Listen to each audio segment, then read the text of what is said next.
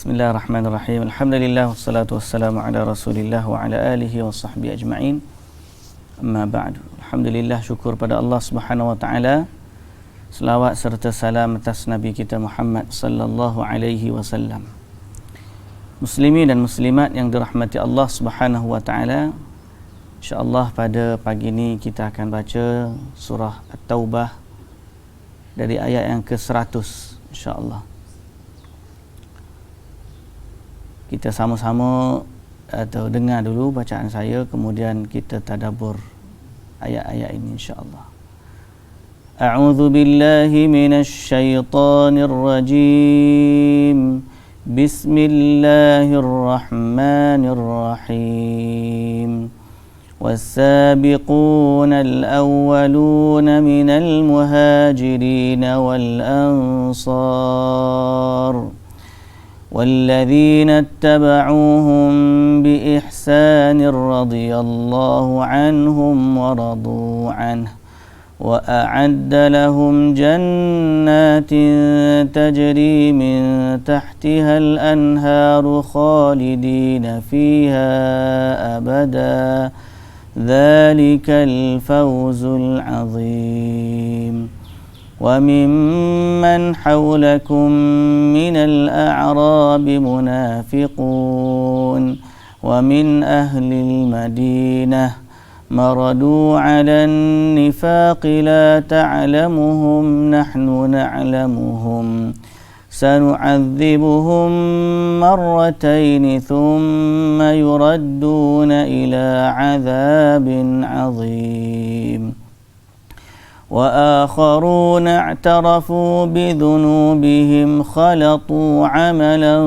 صالحا وآخر سيئا عسى الله أن يتوب عليهم إن الله غفور رحيم خذ من أموالهم صدقة تطهرهم وتزكيهم بها وصل عليهم إن صلاتك سكن لهم والله سميع عليم ألم يعلموا أن الله هو يقبل التوبة عن عباده ويأخذ الصدقات وأن الله هو التواب الرحيم وقل اعملوا فسيرى الله عملكم ورسوله والمؤمنون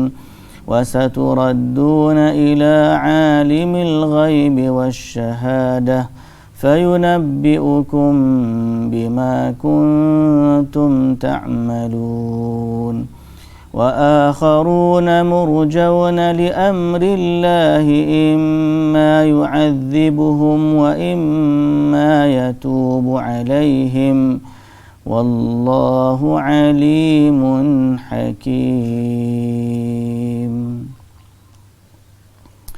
Baik, bismillahirrahmanirrahim. Alhamdulillah. Sekali lagi puji dan syukur bagi Allah Subhanahu wa taala. Selawat serta salam atas Nabi kita Muhammad sallallahu alaihi wasallam, juga atas ahli keluarga baginda, para sahabatnya dan para pengikutnya yang setia sehinggalah ke hari kiamat. Alhamdulillah, alhamdulillah, alhamdulillah. Hari ini ayat istimewa. Ayat hari ini istimewa. Ayat ni merupakan ayat yang memberikan kepada kita satu panduan yang jelas dalam beragama. Apa panduan jelas? Panduan jelas untuk kita jadikan contoh teladan dalam kehidupan kita. Kehidupan kita yang mana sebenarnya adalah satu perjalanan balik kampung, perjalanan menuju syurga. Kerana kampung bagi manusia sebenarnya adalah syurga Allah Subhanahu wa taala. Di situlah Nabi Adam alaihissalam mula diciptakan.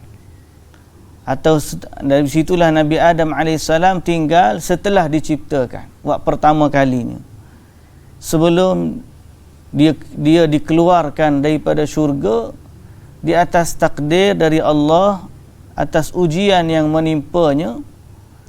Dan kemudian Allah Subhanahu wa taala menguji manusia, mana yang betul-betul taat kepada Allah barulah akan kembali ke syurga, mana yang tidak taat kepada Allah dan mengingkari perintah Allah Azza wa Jalla, maka dia tidak akan kembali ke syurga, malah dihumbankan ke dalam api neraka. Wal'iyadzu billah. Kita berlindung kepada Allah daripada azab api neraka, dan kita bermohon kepada Allah Subhanahu wa taala untuk dimasukkan ke dalam syurga dengan rahmat dari Allah Subhanahu wa taala. Was-sabiqunal awwalun.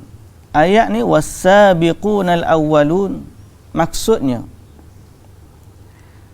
dan orang-orang yang terdahulu dari kalangan muhajirin. Was-sabiqunal awwalun, orang-orang yang terdahulu, yang mula-mula apa ni, mula-mula masuk Islam. Orang yang mula-mula, yang terdahulu daripada kita dengan keislaman. Bukan dengan orang terdahulu pada waktu, tak. Kalau terdahulu pada waktu ni semuanya termasuklah. Orang-orang yang ingkar semua dahulu daripada kita. Tapi was-sabiqunal awwalun, orang-orang terdahulu yang masuk Islam dulu daripada kita. Rabbana ighfir lana dhunubana wa li ikhwanina alladhina sabaquna bil iman. Mereka yang telah mendahului kita dengan iman. Itulah dia as-sabiqunal awwalun. Minal muhajirin, dari kalangan muhajirin, wal ansar, dari kalangan muhajirin dan ansar. Walladzina taba'uhum, dan orang-orang yang mengikuti atau menurut jejak langkah mereka. Nak buat apa? Ni, nak buka. Ada tak? Baiki dah buka dah. Kimai kat rumah. Balik.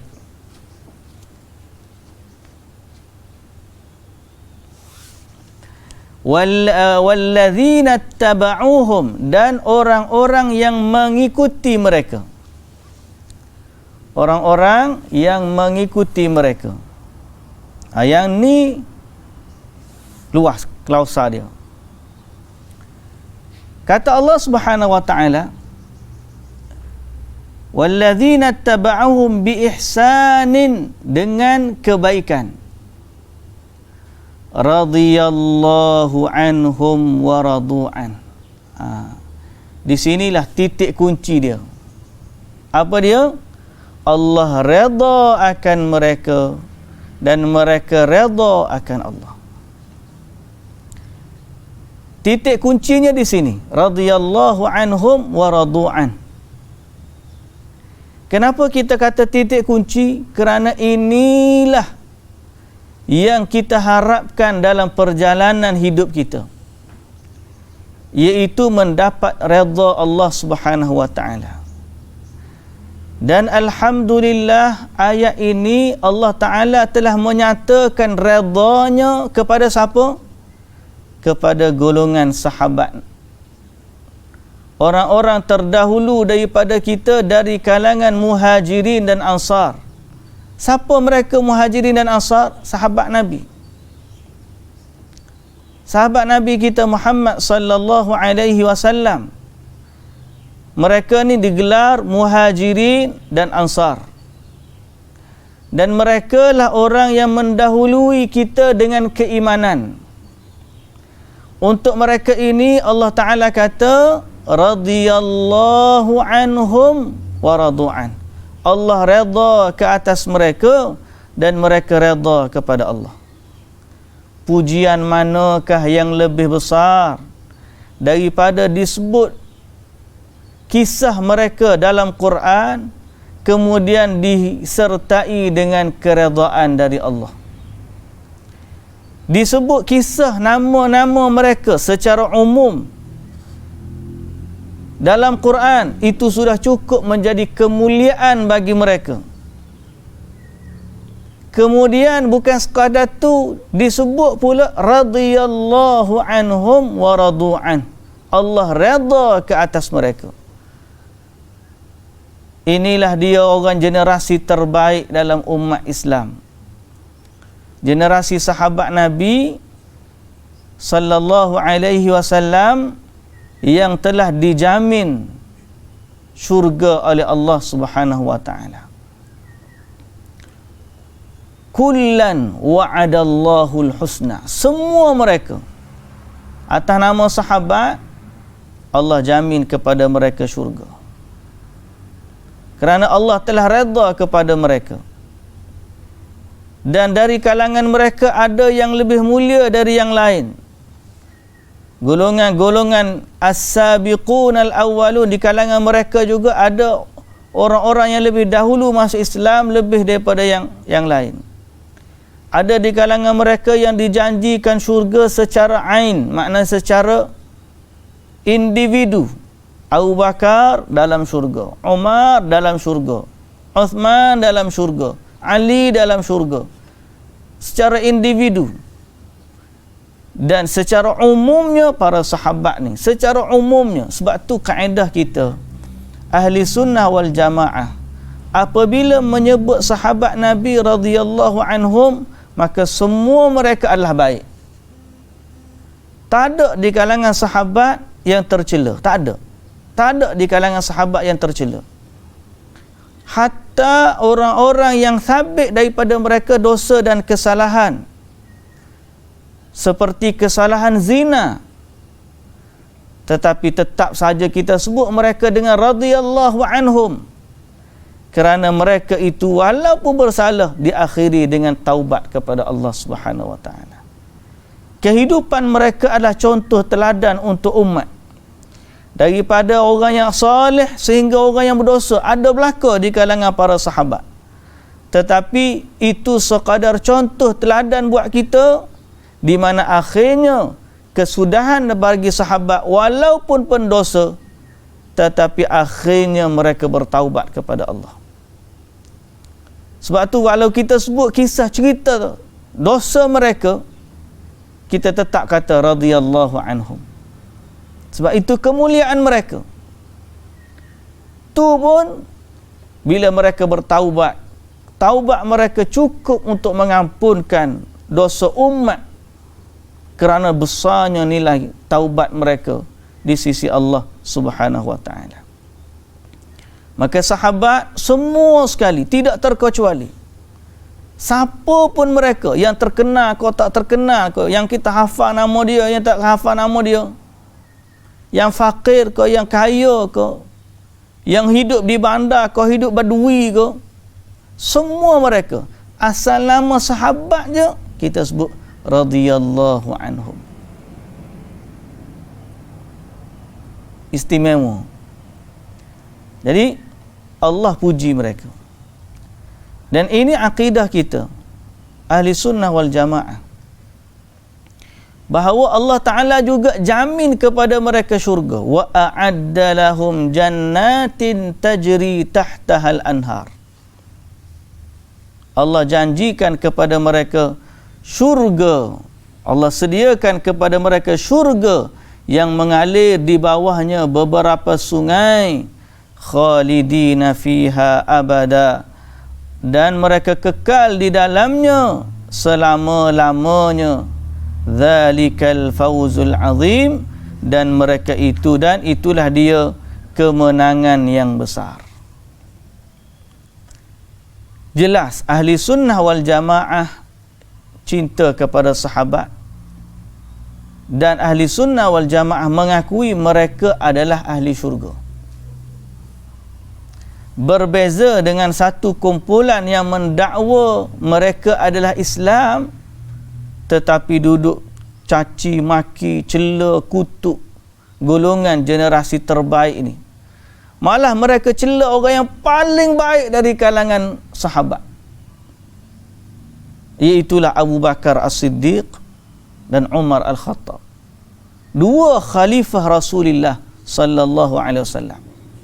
Tetapi menjadi celaan satu kumpulan sesat yang mengaku dia ni Islam. Tak boleh nak brain, tak boleh nak fikir. Cannot brain, orang putih kata. Tak boleh nak fikir. Macam mana orang yang dipuji dalam Quran dan merupakan sahabat yang terbaik dari kalangan yang terbaik, khalifah Rasulullah sallallahu alaihi wasallam, yang Nabi suruh ganti dia jadi imam waktu Nabi hidup. Nabi suruh ganti dia jadi imam waktu dia masih hidup. Dan seorang lelaki lagi yang mana pandangan dia sampai mana Al-Quran datang menyetujuinya. Kisah Nabi sallallahu alaihi wasallam salat kepada Abdullah bin Ubay. Nabi kata, Umar kata apa? Rasulullah, dia munafik, jangan salat kat dia. Nabi kata, Allah bagi kat aku pilihan untuk aku istighfar ataupun aku tidak istighfar, aku pilih untuk istighfar. Umar kata, Rasulullah, dia munafik. Turun ayat Quran, wala tusalli ala ahadin minhum mata abada. Jangan kamu salat kepada orang yang mati dari kalangan munafik selama-lamanya. Maka Quran datang menyetujui pandangan Umar Al-Khattab. Ini adalah kemuliaan radhiyallahu anhum ajma'in. Tiba-tiba mari golongan Syiah. Syiah ni zikir dia setiap hari Abu Bakar, Umar adalah berhalanya umat Islam. Abu Bakar, Umar dalam neraka. Ni siapa ni? Syiah. Golongan Syiah. Okey? Golongan Syiah ni golongan sesat. Mereka telah memusuhi generasi yang terbaik dari kalangan umat ini. Mustahil Allah boleh sebut dalam Quran pujian sebegini, tiba-tiba sahabat ni jadi sebaliknya. Allah ni bila dia puji sampai akhir zaman. Takkanlah mari golongan Syiah dia kata sahabat-sahabat ni selepas kewafatan Nabi dah murtad. Allah tak tahu ke? Yang ni yang menjadi masalah golongan Syiah. Semoga Allah Subhanahu wa taala menyelamatkan kita semua dan zuriat keturunan kita daripada tipu daya Syiah. Walaupun hari ni dia nampak datang dengan muka manis, dia datang dengan senyum, dia datang dengan perwatakan pakaian jubah, tapi dalam soal akidah mereka adalah orang yang menyimpang dari Islam. Habis itu kita lagu mana? Kita sebagai ahli sunnah wal jamaah kena jadi golongan yang Allah Ta'ala sebut dalam Quran ni kalau nak masuk syurga juga. Itulah walladzina taba'uhum bi ihsanin. Allah Ta'ala sebut 3 golongan. Pertama, muhajirin. Yang kedua, ansar. Yang ketiga, golongan yang mengikuti mereka. Golongan yang mengikuti mereka. Golongan ni pertama dikenali golongan tabi'in. Tabi'in ni golongan generasi selepas sahabat. Kemudian tabi'ut tabi'in, yang mengikuti para tabi'in. Kemudian taba'ul atba', orang yang mengikuti mereka. Kemudian semua orang-orang yang mengikuti jalan mereka.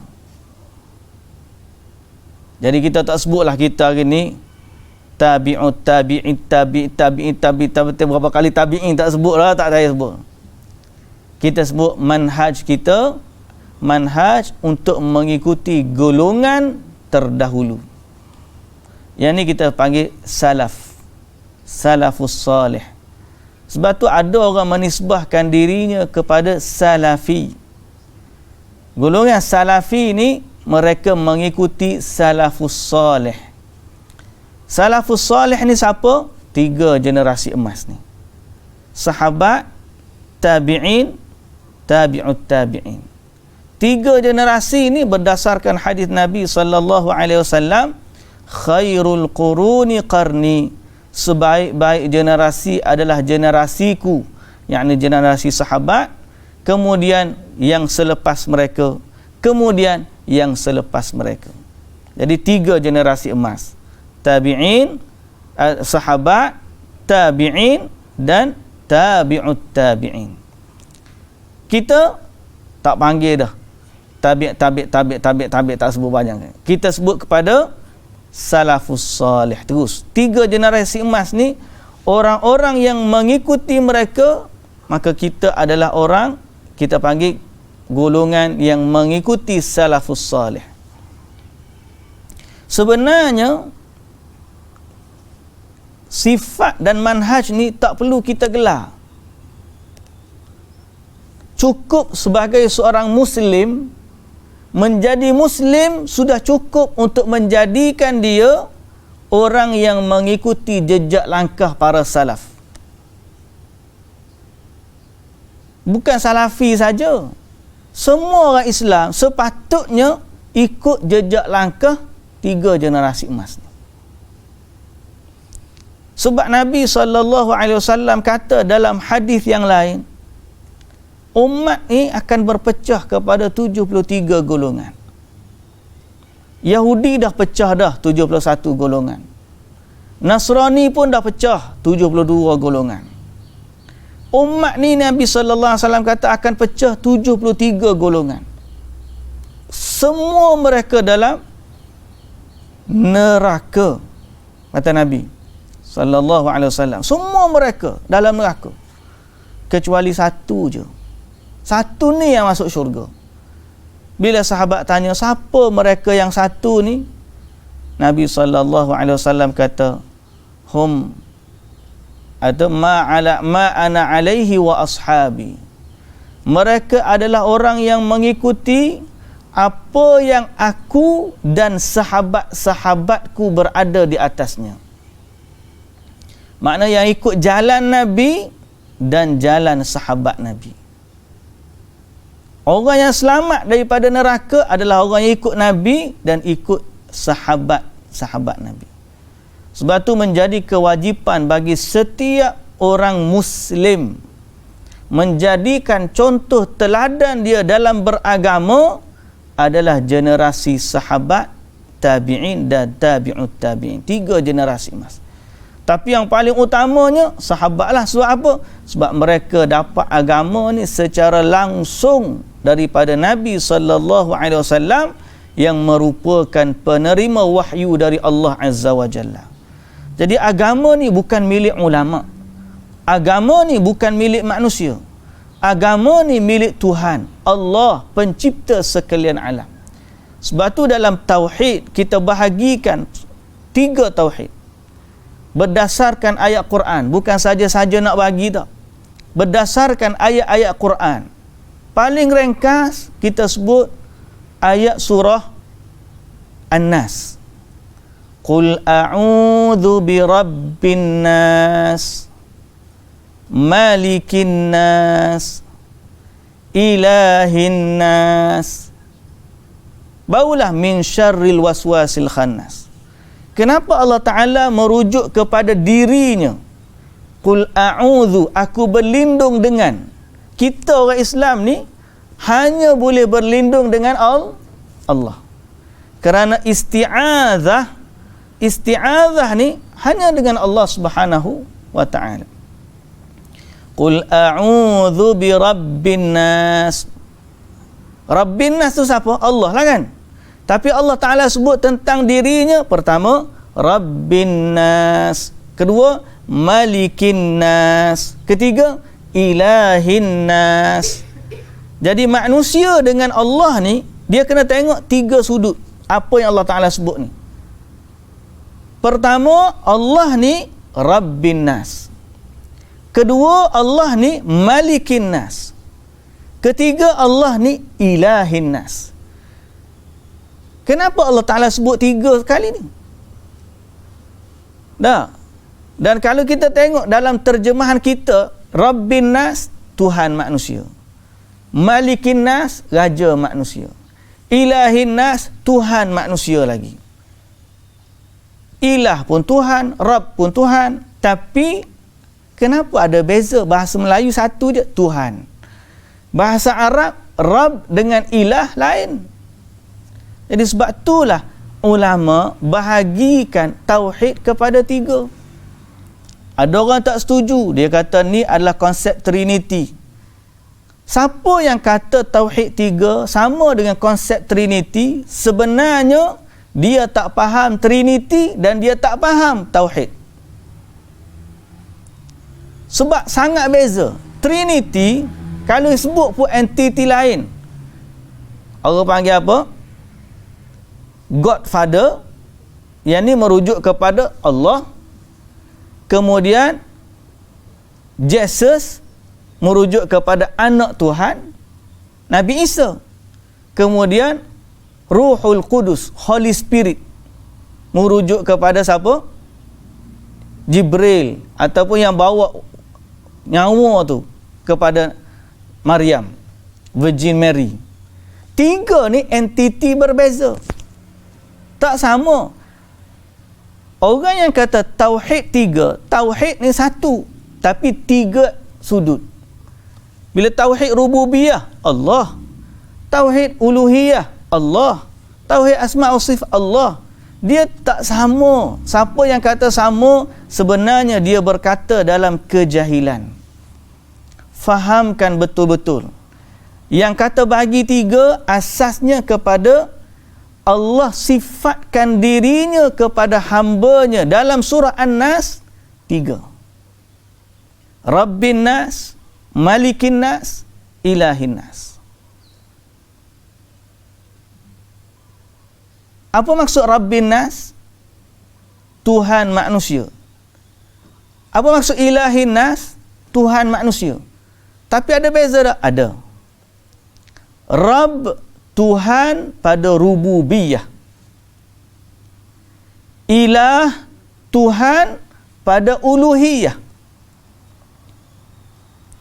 Malikin nas, raja manusia, adalah salah satu daripada nama-nama Allah, Al-Malik.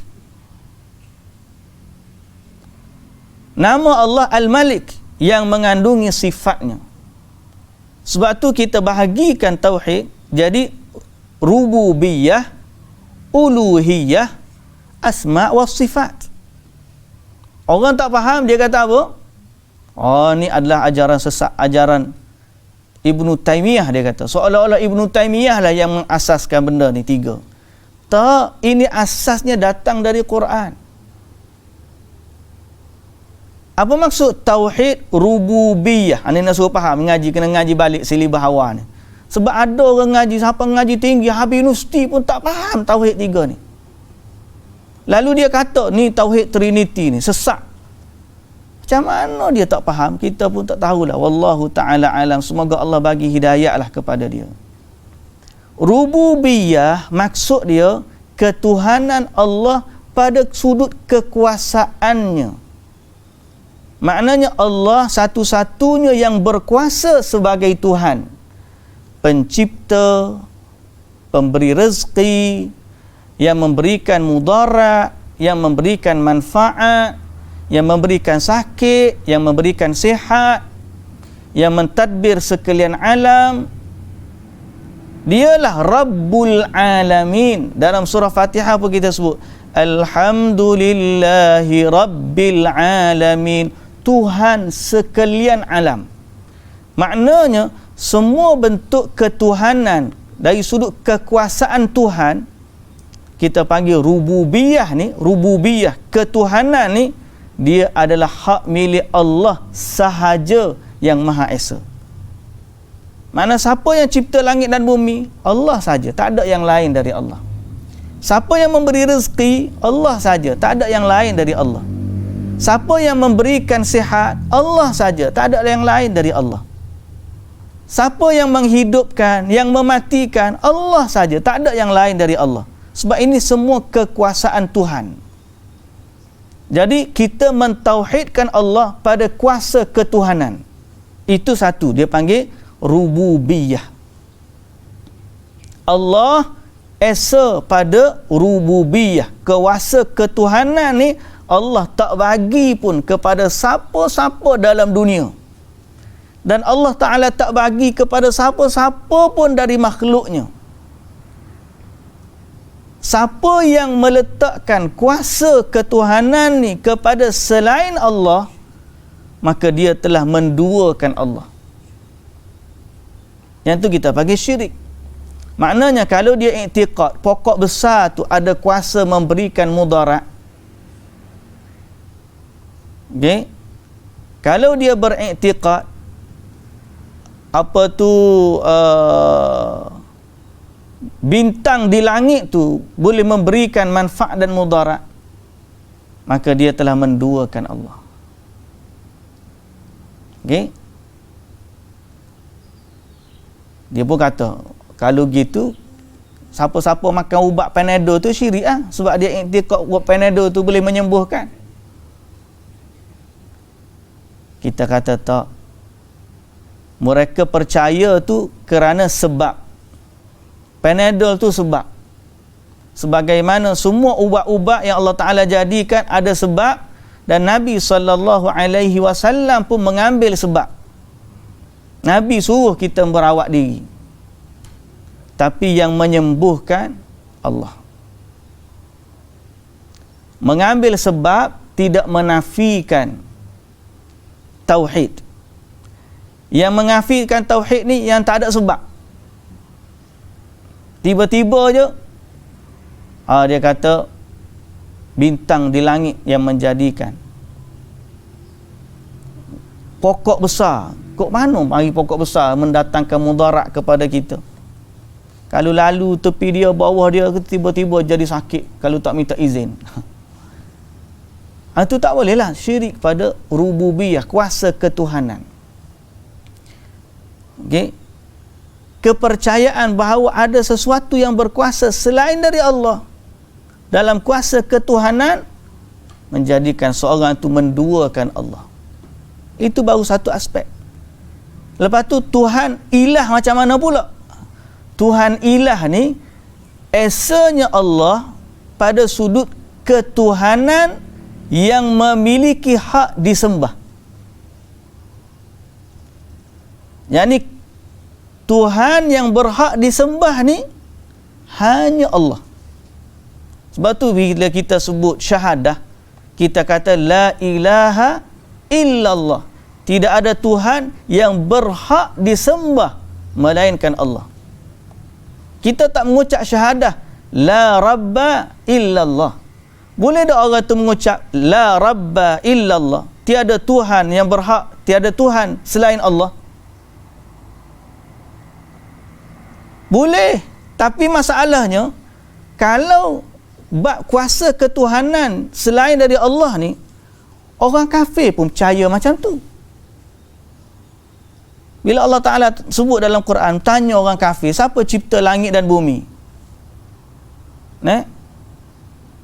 Dia percaya Allah.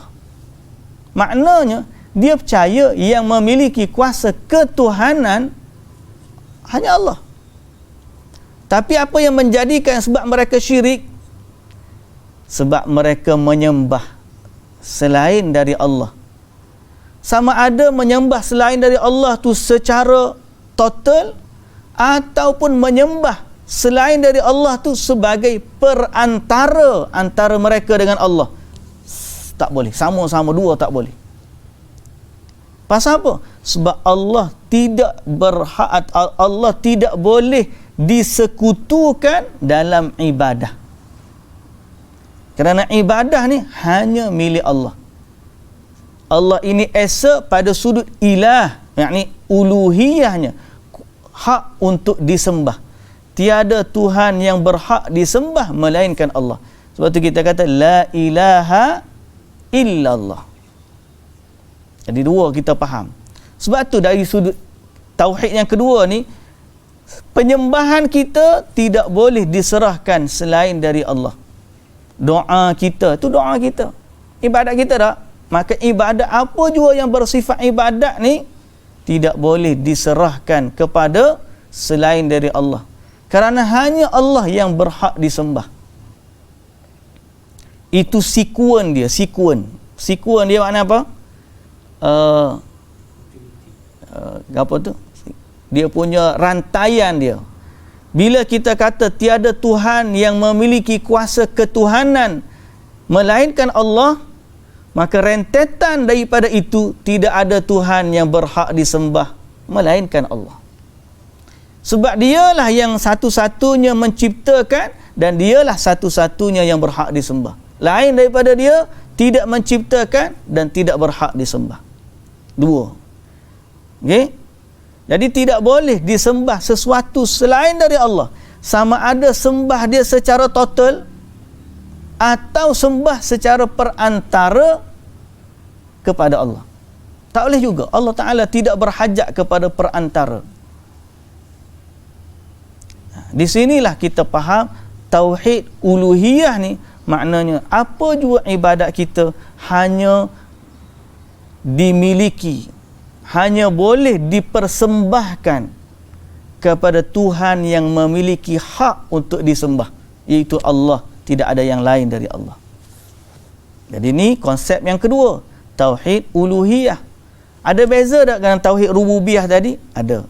Tauhid rububiyah tentang kuasa ketuhanan, hanya milik Allah. Tauhid uluhiyah tentang hak sembahan dari kita, hanya kepada Allah. Okey? Kalau kita boleh faham, nak suruh mudah lagi, dari atas ke bawah, kuasa kepada bawah, maknanya yang berkuasa di atas hanya Allah satu. Ibadat ni daripada bawah ke atas. Daripada bawah ke atas ni hanya pergi kepada satu ni juga. Okey? Dia ada sistem piramid lagu tu. Hak bawah ni memang ramai. Allah Ta'ala bagi rezeki kepada hamba dia, manusia lah, binatang lah, tapi ni pada sudut rezeki. Maka daripada atas ke bawah ni, sumber semua ni hanya satu je, Allah. Dia panggil tauhid rububiyah. Hak daripada bawah nak pergi ke atas ni ibadat. Bila hamba ni dapat nikmat, maka dia nak menyembah. Maka binatang sembah siapa? Pokok bertasbih, malaikat bertasbih, batu bertasbih, ikan bertasbih, apa lagi? Semut bertasbih. Semua makhluk ni, dia pergi daripada bawah ni, ibadat dia hanya menuju naik satu titik je, Allah. Jadi tauhid daripada bawah ke atas pun satu, daripada atas bawah pun satu, bawah ke atas satu. Rububiyah, kuasa ke bawah, hanya sumber kuasa tu Allah. Bawah ibadat kepada atas, tempat dipersembahkan ibadat hanya satu ni, iaitu Allah. Allah adalah paksinya. Tidak ada Tuhan yang berhak disembah, tidak ada Tuhan yang menciptakan, hanya melainkan Allah Azza wa Jalla. Nak suruh faham tu tapi payah tak nak faham. Mari pula yang ketiga, apa pula? Ketiga, asma wa sifat. Asma wa sifat ni maknanya kita beriman tentang Allah ni, bahawa Allah ni ada nama-nama dia dan Allah ni ada sifat-sifat dia. Siapa yang berhak memberikan nama dan sifat bagi Allah? Tidak ada yang berhak memberikan nama dan sifat bagi Allah melainkan Allah sendiri. Satu sumber ni je, tak ada lain daripada Allah. Kalau datang melalui Nabi SAW, itu kerana Nabi terima wahyu.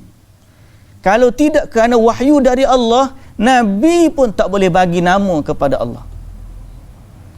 Kerana Allah lah yang berhak menamakan dirinya dan menyatakan kepada kita tentang sifat-sifatnya. Jadi itulah tauhid asma wa sifat. Dan semua nama-nama dan sifat-sifat yang menjadi milik Allah, Allah esa padanya, Allah tunggal padanya, tidak ada yang sama dengan Allah. Laisa kamitslihi syai'un, tidak ada seumpama, sebanding, seperti, setara, tak adalah yang sama dengan Allah Azza wa Jalla. Sesuatu pun, baik malaikat, baik jin, baik manusia, baik sesuatu makhluk ni, tak ada satu pun dari makhluk ni yang sama dengan Allah pada nama-nama dan sifat-sifatnya.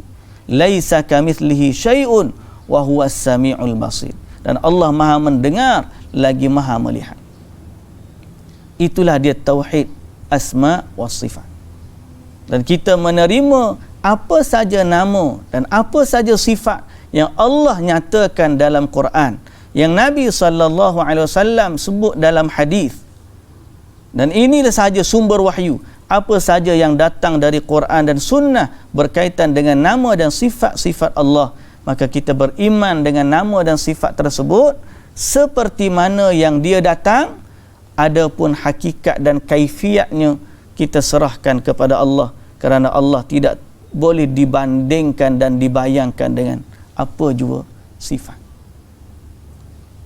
Allahu Ta'ala a'lam. Allah yang maha tinggi, dialah yang tahu sebenarnya sifat dia bagaimana. Kita ni makhluk, kita faham Allah maha mendengar, oh mendengar. Allah maha melihat, Allah maha melihat. Tapi bagaimana pendengaran dan penglihatan Allah? Sama tak seperti makhluk? Sebab makhluk pun mendengar, manusia mendengar, binatang mendengar. Tak sama. Sebab apa? Sebab Allah dia esa pada nama dan sifatnya. Allah melihat, maha melihat, ya. Tapi makhluk juga melihat. Manusia melihat, jin melihat, malaikat melihat, binatang melihat, ya. Tapi melihat pada Allah tak sama dengan semua makhluk. Kerana penglihatan Allah adalah penglihatan yang maha sempurna, yang tidak layak untuk disamakan dengan mana-mana penglihatan makhluk. Maha suci Allah daripada segala perumpamaan dan kesyirikan. Jadi itu kaedah kita bertauhid kepada Allah. Sumber asalnya, qul a'udzu birabbin nas, malikin nas, ilahin nas. Nak suruh faham yang tu. Dan inilah jalan keimanan para sahabat yang kita nak ikut mereka dalam ayat ni. Walladzina tabauhum biihsanin radhiyallahu anhum wa radu an. Orang nak masuk syurga, inilah jalan. Jalan siapa? Jalan sahabat. Jalan tabi'in dan jalan tabi'ut tabi'in. Kita kembali kepada ayat kita. Bahawa siapa-siapa yang nak masuk syurga, siapa-siapa yang nak mendapat redha Allah, maka jalan mereka ialah ikut orang-orang yang telah dipuji oleh Allah sebagai orang yang diredai dan dimasukkan ke dalam syurga. Kita kata nak selamat, ikutlah jalan orang yang sudah diberikan jaminan keselamatan. Ya. Mereka semua ni, semua manusia ni tak pernah pergi syurga. Siapa yang dakwa, ikut saya sebab saya tahu macam mana syurga tu, jalan dia. Semua manusia tak pernah pergi syurga. Tapi ada manusia yang telah dijamin syurga. Jadi kalau kita nak ikut siapa? Kita nak pergi syurga. Nak ikut jalan mana? Ikut jalan orang yang telah dijamin syurga. Tok Syekh, Tok Guru, orang tu, orang ni, semua tu tak pernah ke syurga, tidak dijamin syurga. Walaupun ada Tok Syekh tarekat hak sesat lah, hak tak sesat tu ramai juga. Ni hak sesat. Siapa yang ikut tarekat dia ni, maka Tok Guru dia boleh tarik orang masuk syurga. Setengah tu kalau malaikat mau ambil nyawa pun, dia boleh tampar tangan malaikat mau, ambil balik, suruh masuk semula nyawa dalam anak dia. oi hebat tok guru dia ni. Siapa yang kata begitu, dia telah menafikan ketuhanan tadi. Yang berkuasa mengembalikan nyawa ni siapa? Allah saja. Dia kata gitu tok guru dia ni. Tok guru dia boleh ambil semula nyawa, masuk dalam tubuh, rebut daripada tangan malaikat maut. Maka dia sesungguhnya dia telah mencabar rububiyah ketuhanan, kekuasaan Tuhan yang Allah Azza wa Jalla. Yang tu nak suruh faham. Jadi ikutlah jalan orang yang telah dijamin syurga. Sahabat. Hari ni kita tanya, sahabat kita nak ikut dari sudut mana? Semua aspek. Akidah mereka macam mana? Akhlak mereka macam mana? Ibadat mereka macam mana? Jangan kita ambil sirah je. Cerita Nabi pergi hijrah, cerita Nabi dengan sahabat Abu Bakar. Cerita Nabi dengan Umar, cerita sahabat. Cerita Uthman, cerita Ali. Cerita sahabat sebagai aku panggil cerita sejarah. Tapi tidak mengandungi panduan dan teladan, tak boleh.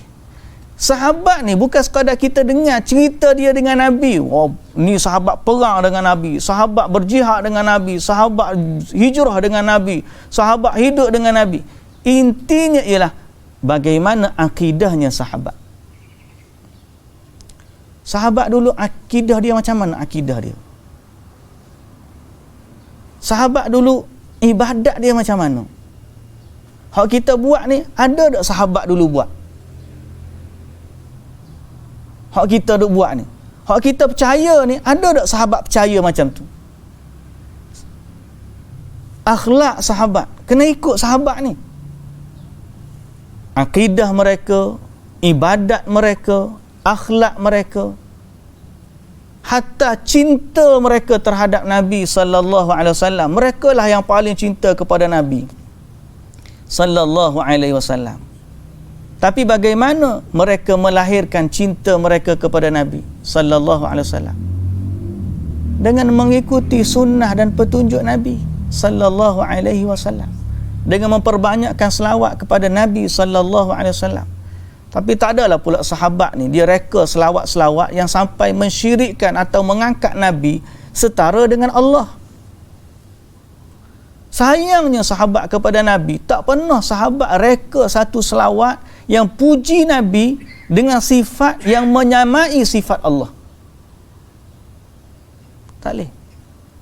Melainkan kalau Allah yang memberikan satu sifat untuk Nabi yang seakan-akan pada lafaznya saja nampak seperti sifat Allah, tapi tak sama. Seperti wabil mu'minina raufur rahim. Nabi ni rauf, rahim. Sedangkan rauf dan rahim ni nama Allah. Oleh kerana kita ada tauhid asma' wa sifat tadi, maka kita kata rauf pada Nabi tak sama rauf pada Allah. Rahim pada Nabi tak sama rahim pada Allah. Sebab apa? Sebab kita ada satu benteng tauhid, kita panggil tauhid asma' wa sifat. Apa saja yang menyerupai nama Allah dan sifat Allah pada lafaz, dia hanya sama pada lafaz tapi tak sama pada hakikat. Kerana Allah ni laisa kamitslihi syai'un wa huwas samiul basir. Jadi sahabat tak pernah puji Nabi sampai tahap ketuhanan Allah, tak pernah. Engkaulah yang menyembuhkan, sahabat tak kata gitu. Engkaulah yang mematikan, menghidupkan, sahabat tak kata begitu. Engkaulah yang mengetahui sekalian alam, engkaulah yang tahu ilmu ghaib, dan sahabat tak pernah kata begitu kepada Nabi sallallahu alaihi wasallam. Sebab mereka tahu yang berkuasa sebagai Tuhan hanya Allah Azza wa Jalla. Jadi ikut jalan sahabat ni pada akidah mereka, pada ibadat mereka, pada akhlak mereka. Bila kita tengok kita buat satu amal ibadat, ada tak sahabat buat ni? Pasal apa? Mereka adalah orang yang dijamin syurga. Kita nak masuk syurga ikut jalan orang yang sudah dijamin ni. Sebab itulah kita nak ikut sangat sahabat ni. Mari pula orang kata, oh dia kata ni Dan mereka sahabat ni sebenarnya mereka adalah orang-orang yang cinta kepada sunnah Nabi sallallahu alaihi wasallam.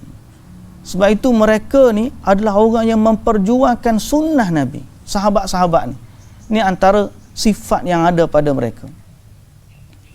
Apa yang mereka buat, dia kata sebab Nabi buat macam ni, sebab Nabi buat macam ni. Zaka sunnah, itu sunnah. Hak ni dulu kami dengan Nabi buat macam ni. Sahabat dia istimewa mereka sebab dia dekat dengan Nabi sallallahu alaihi wasallam. Sebab tu orang yang mengikuti jalan sahabat, mereka akan cinta kepada sunnah Nabi sallallahu alaihi wasallam. Tapi ada orang ni mari dia kata bila kita nak bawa sunnah Nabi, nak ikut jalan sahabat, dia gelar kita Wahabi. Dia gelar pula kepada orang tu Wahabi. Kalau kita tengok orang yang dituduh sebagai Wahabi, sebenarnya kebanyakan ataupun mereka adalah orang-orang yang mengajak kepada sunnah Nabi. Perhatilah, mana-mana orang yang digelar Wahabi itu, dia adalah orang yang mengajak kepada sunnah Nabi. Sebab mereka adalah orang cinta kepada sahabat, cinta kepada Allah dan cinta kepada Rasul.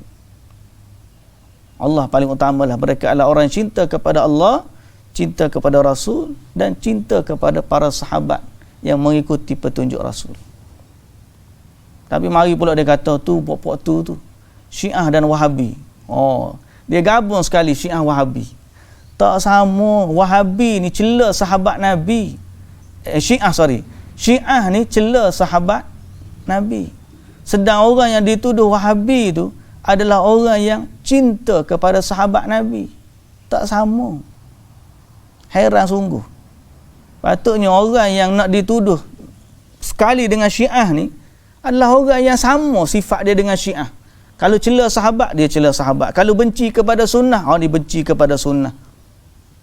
Barulah boleh gelar sama. Pasal apa? Sama-sama tak suka kepada sunnah, sama-sama benci kepada sahabat, sama-sama tak nak ikut jalan salafus salih.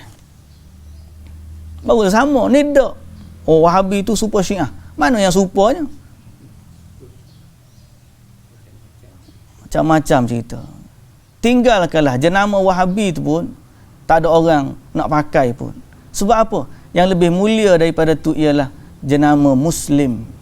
Seorang Muslim yang sejati tak perlu kepada nama lain daripada Muslim. Bila dia nama Muslim, maka mereka kena ikut jalan sahabat. Sebab dalam ayat ni walladzina tabauhum biihsanin, orang-orang yang mengikuti mereka dengan baik, radhiyallahu anhum wa radu'an. Allah redha kepada mereka dan mereka redha kepada Allah. Wa a'adda lahum, dan Allah Ta'ala janjikan kepada mereka syurga yang mengalir di bawahnya sungai-sungai. Janji ni kalau kita perhatikan ayat ni, dia pergi kepada sahabat ke saja ke, dia pergi termasuk kepada orang yang mengikut sahabat? Semua. Wa a'adda lahum, Allah sediakan untuk mereka, bukan sekadar sahabat, ialah kepada orang-orang yang mengikuti jalan sahabat. Kerana apa? Kerana sahabat mengikut jalan Nabi sallallahu alaihi wasallam. Wa a'adda lahum jannatin tajri tahtaha al-anhar, dan Allah sediakan untuk mereka. Mereka ni semua yang di awal tadi. Muhajirin was-sabiqunal awwalun minal muhajirin ansar walladzina tabauhum bi ihsan. Semua mereka ni orang yang mengikuti jalan sahabat, termasuk a'addalahum jannatin, Allah sediakan bagi mereka syurga, tajri tahtahal anhar, mengalir di bawahnya sungai-sungai. Kenapa? Duduk. Abi dah ngaji. Sikit lagi. Kita pergi. Nanti kita pergi beli. Kita beli air Milo ni. Okey? Wa a'adda lahum jannatin tajri tahtal anhar khalidina fiha abada dzalikal fawzul azim. Itulah dia kejayaan yang besar. Jadi sebab tu saya katakan di awal tadi, ayat ni sangat penting. Ayat ni ayat yang menjadi kunci pinpoint orang putih kata. Pinpoint betapa sahabat ni adalah generasi terbaik umat ini. Dan betapa kita sebagai umat yang datang terkemudian perlu mengikut jejak langkah para sahabat. Dalam semua aspek beragama. Akidahnya, ibadatnya, akhlaknya, hatta muamalatnya, ikutlah jalan para sahabat radhiyallahu anhum. Dan jadikanlah mereka contoh dalam mencintai Rasulullah sallallahu alaihi wasallam. Kunci kepada besarnya adalah cinta Allah dan Rasul. Jadi jadikanlah sahabat ni sebagai contoh teladan bagaimana kita mencintai Allah dan Rasul. Sahabat-sahabat dengan Nabi ni macam mana? Dia lagi sayang daripada Nabi banding kita. Kalau tidak, Allah Ta'ala dah pilih dah kita jadi sahabat. Tapi tak, Allah pilih mereka jadi sahabat. Berarti dalam hati mereka ada kecintaan yang lebih daripada kita. Allah tahu. Waktu Allah nak ciptakan makhluk dia, Allah dah tahu mana orang yang hati mereka begitu sifat cintanya kepada Nabi. Lalu Allah jadikan mereka adalah sahabat. Allah dah pilih mereka. Kita ni ikut jejak langkah mereka. Mustahil kita lebih sayang daripada Nabi kepada Nabi berbanding sahabat. Dan mustahil kita lebih faham sunnah daripada mereka. Mereka adalah orang yang hidup zaman Nabi. Hidup dengan Nabi. Dan mereka dipuji oleh Allah Azza wa Jalla. Jadi amal ibadat, kalau tidak ada zaman sahabat sebagai agama, maka dia tidak akan jadi sebagai agama di zaman kita. Kerana pada zaman mereka lah Allah Ta'ala turunkan Quran. Al-yawma akmaltu lakum dinakum. Hari ini aku sempurnakan bagi kamu agama kamu. Wa atmamtu alaikum ni'mati. Dan aku cukupkan kepadamu nikmatku. Wa raditu lakumul islam madina. Dan aku redha Islam bagi kamu sebagai agama. Ayat itu turun pada zaman sahabat. Okey, pada zaman sahabat. Maknanya keistimewaan mereka yang seterusnya sahabat ni kerana mereka hidup zaman penurunan wahyu. Kalau betul secara direct akan ditegur dan diperbetulkan oleh Allah dan Rasul. Sahabat. Betul ada sahabat ni memandai-mandai, tapi sifat memandai-mandai mereka sebab mereka hidup zaman wahyu. Ada je sahabat buat, diiyakan. Dan ada yang sahabat buat, dihalang oleh Nabi sallallahu alaihi wasallam. Sahabat yang nak puasa sepanjang tahun, sahabat yang nak solat sepanjang malam tak tidur, sahabat yang tak nak kahwin. Semuanya dengan niat baik. Tapi Nabi tegur. Nabi kata tak, jangan. Akhirnya mereka akur dengan perintah Nabi. Jadi ini ciri-ciri sahabat yang ada. Dalam soal zikir, ada sahabat-sahabat mandai-mandai dalam soal zikir. Dan dalam panggil i'tidal, Rabbana walakal hamd hamdan katsiran tayyiban mubarakan fi. Sampai Nabi sallallahu alaihi wasallam pada solat tanya, siapa dia baca gitu tadi? Aku tengok malaikat berebut nak tulis. Tak apa. Kerana apa? Sebab mereka hidup zaman penurunan wahyu. Ada yang boleh mengiyakan dan ada yang boleh menidakkan. Boleh tegur mereka. Kita hari ni tak ada dah keistimewaan tersebut. Kita tak boleh nak reka satu ibadat, lalu kita kata, sahabat dulu reka, aku pun nak reka. Tak. Sebab sahabat, mereka hidup zaman wahyu. Kita hidup zaman wahyu sudah terputus. Jadi kita tak ada dah sifat tu. Kita tak boleh nak ambil. Oh, sahabat dulu, mereka dulu. Tak ada. Kita tak ada sifat tu. Kita tak boleh kata yang mengiyakan dan menafi, tak boleh. Jadi, tidak ada bagi kita jalan melainkan mengikuti jalan mereka. Tak boleh dah tiba-tiba nak create jalan lain. Tak boleh, tak ada majal. Tidak ada ruang untuk kita reka satu jalan agama yang telah tidak ada di zaman sahabat. Sebab kita bukan hidup zaman penurunan wahyu. Zaman sahabat hidup penurun wahyu pun dia tak buat agama dia sendiri. Dia ikut Nabi. Jadi ini ayat ni sangat-sangat besar. Inti dia kepada sekalian umat. Mudah-mudahan Allah Subhanahu Wa Taala menjadikan kita orang yang cinta kepada Allah, cinta kepada Rasul, cinta kepada sahabat dan mengikuti jejak langkah mereka dalam beribadah kepada Allah dan dalam cinta kepada Rasulullah sallallahu alaihi wasallam. Wallahu taala alam. Apa yang baik dari Allah Subhanahu Wa Taala, yang lemah, yang kurang, yang salah dari kekurangan saya, mohon dimaafkan dan moga Allah Ta'ala pandu kita kepada apa yang diredai oleh Allah Subhanahu Wa Ta'ala. Allahumma waffiqna lima tuhibbu wa tarda wa khudh binawasina ilal birri wa taqwa. Allahumma hdina siratal mustaqim siratal ladhina an'amta alaihim ghairil maghdubi alaihim waladdallin. Amin. Ya, semoga Allah Ta'ala juga mentaufikkan kita untuk mendapat syurga Allah Subhanahu Wa Taala. Wallahu taala alam. Subhanakallahumma wa bihamdika asyhadu an la ilaha illa anta astaghfiruka wa atubu ilaik. Aqulu qawli hadza wa astaghfirullahal azim li wa lakum. Assalamu alaikum warahmatullahi wabarakatuh.